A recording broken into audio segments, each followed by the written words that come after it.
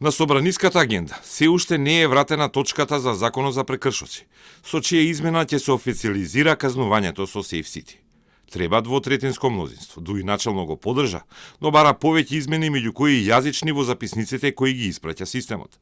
СДСМ, пак како што вели нивниот лидер Филипче, дава апсолутна поддршка за Safe City во делот за безбедноста на сообраќајот и намалување на жртвите.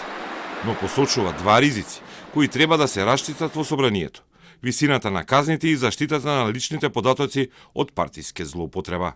Во сегашниот контекст, а тоа е економската положба, состојба во државата, стандардот на граѓаните, мора да се зборува за висината на казните. И второ, исто битната работа, што и кој ги контролира огромната количина на податоци кои што системот Safe City ги собира.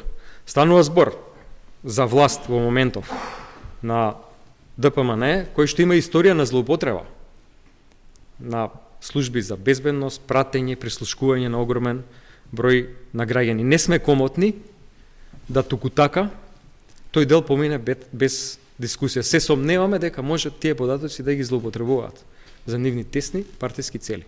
Филипче не беше на лидерската средба на која покрај законот за прекршоци тема беше и техничката влада. Но вели секојдневно до јавноста ги адресира ризиците и проблемите во продукција на актуелната влада.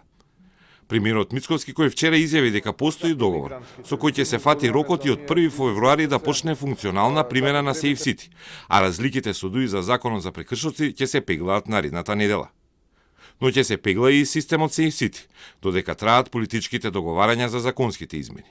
Од вторник до 31 јануари полицијата 12 дена ќе врши тестирање, калибрација и верификација на поставените камери за сообраќаен надзор.